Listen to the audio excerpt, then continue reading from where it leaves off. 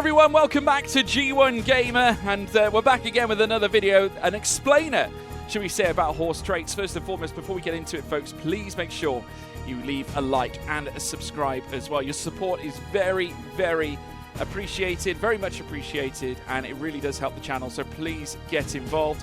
Today we're going to be looking, like I said, at horse traits, and when we talk about horse traits, I'm on about those glaring red things you can see on the screen right now, though they can turn blue if trained correctly. We're actually going to be taking a look at the traits of our created horse from our story mode career, New Star, 2-year-old colt Bay, one that we're sort of rearing ourselves with Peter Morgan as trainer.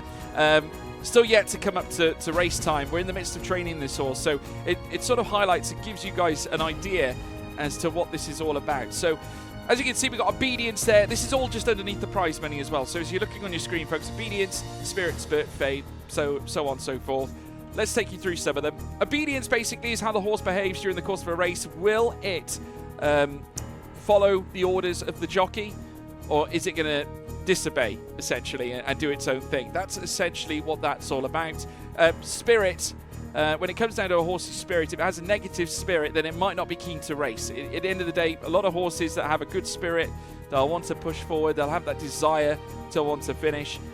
With spurt's slightly different. So if you've got a horse that likes to sit in the midfield, likes to sit like a dropout horse or something like that, you can, essentially, when it comes down to driving the horse home along the straight, just move your way through the field. That is where the horse is most comfortable. It fancies to be positioned mid-pack or just behind the mid-pack.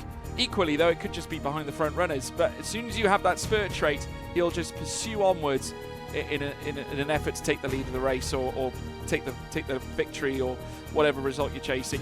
On the other hand of that, you've got fade as well. Now, if you've got negative fade, then your horse, by the time stamina's depleted, no more potential, eventually the horse will just sink back. So very hazardous in long straight situations. You could be challenged by runners that are coming up from behind, and essentially you get swallowed up. However, if you have a horse that has positive fade and you've got a front runner, it makes that horse a lot more difficult to pursue, a lot more difficult to break down, I should say, when it comes to the finish line. Right, power. Power is all about the horse's raw strength, ability out on track, obviously, just to sort of transfer those phenomenal drives and coming up to the very end. If you've got good power, it can be the difference between winning or losing in many ways. Start slightly different. This is down to the jockey more than anything else. If the horse has got a negative start ability, if you haven't got a good jockey, then it's likely you're going to miss the start, as in miss the breakaway out of the stalls, and that could very easily hamper your race, because then you've got to catch up, use some of the horse's energy in order to get back into the position where you need it to be. However, if you have a positive start, then again, that can make all the difference. You can get a real sharp getaway, save some of that stamina, save some of that potential for when you need it the most. Now, soft, that's more around the ground. So obviously, if you've got a negative or a red soft, your horse isn't going to necessarily perform very well on soft surfaces, soft ground surfaces. Obviously, if it's blue, then he's going to perform. If it's not, then it's neutral. In terms of stride, obviously that talks about the horse during mid-race, about how it's balanced going through from start to finish. When we talk about toughness, you just see there tough next to focus there. Tough, it is all about the horse and how it can cope in situations with various horses around it at the same time. Obviously, if a horse is not content with being where it is, it will see a depletion in performance. In terms of focus, similar ways. I mean, if a horse is unfocused, if it's not tracking forwards, if its head is not, looking straight ahead at the goal in question, certainly that being the finish line, then it might be the case that it loses focus towards the critical point of the race, looking towards the crowd, for example, getting distracted by other matters other than the race up at the circuit. Right, so drift left and drift right. Now, these are interesting ones that can really hamper you towards the closing stages of a race. Horses do sometimes have a tendency to drift left or drift right from time to time. The way you counteract that, if you have got negative drift, is to use the whip on that side of the horse to try and correct it. Though, then again, if you can get rid of that negative trait by training it out of the horse, then it'll just stay on a true line, and therefore you can get the most out of it.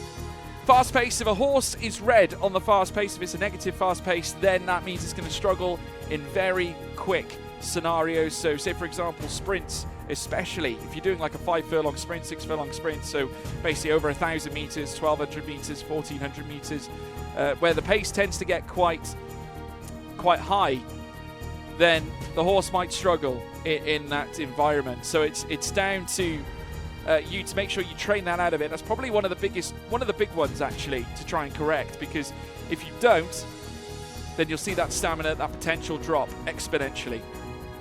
Right, slow pace, opposite of fast pace. Obviously if the horse is too slow, it might take a while for it to get into gear. In terms of a slow pace, doesn't necessarily matter, I don't think, too much in a long race, because generally those races are pretty slow to begin with, but then again it might not suit those over a longer distance, so it works both ways in some cases. So very important you can train out of those fast-paced, slow-paced scenarios, guys. That's one of the key issues. Left lead and right lead. Now, when we talk about lead legs, this is basically when you're taking a turn on a racetrack. So, say for example, if you're going to take a left bend, you want to correct the horse to the left leg. Now, you could do it manually as the jockey in order to negate the negative effects, but obviously, if it catches you off guard and you forget to do it, then obviously the horse might get hampered as a result. So you want to try and train those out. They're really easy to train out of as well, guys, so no real need to leave those as red. Just ensure you've got them on at least neutral and you're in a good position then to pursue for better results in races. Now, we do have front and rear. So this is where certain horses feel uncomfortable with being boxed in certain areas. They might not be necessarily happy having a horse in front of them, hence the negative front you can see there on the bottom left. And the same can be said for the rear. If you've got another horse, a competitive or a competitor horse in behind you that's right on the rear of your horse might get uncomfortable, and therefore you deplete stamina and at the same time potential very quickly. So important you train those out of it. In any case, if you do have those traits, then try and get that horse into a clear area out on track, even if it means taking a really wide line out on circuits. And I know that's never ideal, because of course you forfeit a lot of speed, a lot of pace, and essentially good track position when you go out wide.